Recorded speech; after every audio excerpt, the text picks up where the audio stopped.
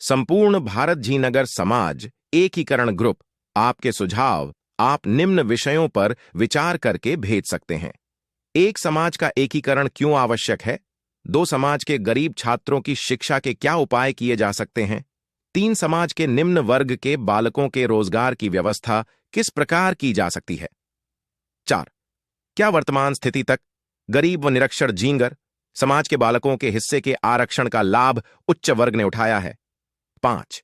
क्या झींगर समाज में भी उच्च वर्ग व निम्न वर्ग की खाई पैदा हो रही है? 6. पढ़ा लिखा वर्ग समाज से दूरी रखने में अपना भला क्यों समझता है? 7. क्या कारण हो सकता है कि कोई उच्च वर्ग मदद करना चाहकर भी अपने हाथ पीछे खींच लेता है? 8. सेवानिवृत्ति के बाद ही लोग समाज सेवा क्यों पसंद करते हैं? 9. समाज संपत्तियों पर नाजायज कब्जे कैसे हो गए? 10. समाज संपत्तियों पर अतिक्रमण को लोगों से छुड़ाना मुश्किल क्यों हुआ? 11. सामाजिक मसले में अन्य किसी पक्षकार सरकार अदालत की आवश्यकता क्यों हुई? 12. समाजन किसी भी राजनीतिक पार्टी की विचारधारा से हो सकते हैं, किंतु समाज के भीतर वे वैचारिक भेद के स्थान पर मन भेद क्यों उत्पन्न कर लेते हैं? 13. हम किसी पार्टी की विचारधारा के हो, किंतु इस बात को सार्वजनिक करना किस हद तक उचित है? 14.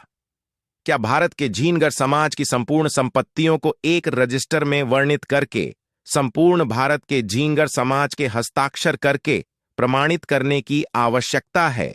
15. क्या जीनगर समाज की सभी संपत्तियों की, जहां समाज की संख्या कम है, रक्षा करने हेतु किसी संस्था की आवश्यकता है? 16. क्या जीनगर समाज प्रांतीय व राष्ट्रीय कार्यकारिणी हेतु उचित कदम उठाए जाने चाहिए? 17.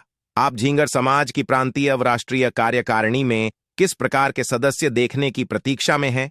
क. सेवाभावी, ख. शिक्षित, ग. सेवानिवृत्त, घ. अनुभवी, ड. वृद्ध, च. वर्तमान में जीनगर समाज के व्हाट्सएप ग्रुप संचालन करने वाले, छ.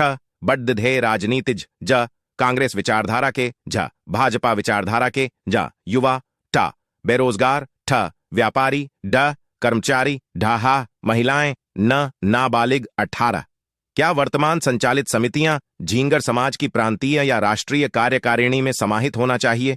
19. जीनगर समाज की प्रत्येक स्थान से प्राप्त आय का हिसाब जानने का अधिकार प्रांतीय व राष्ट्रीय कार्यकारिणी को होना चाहिए?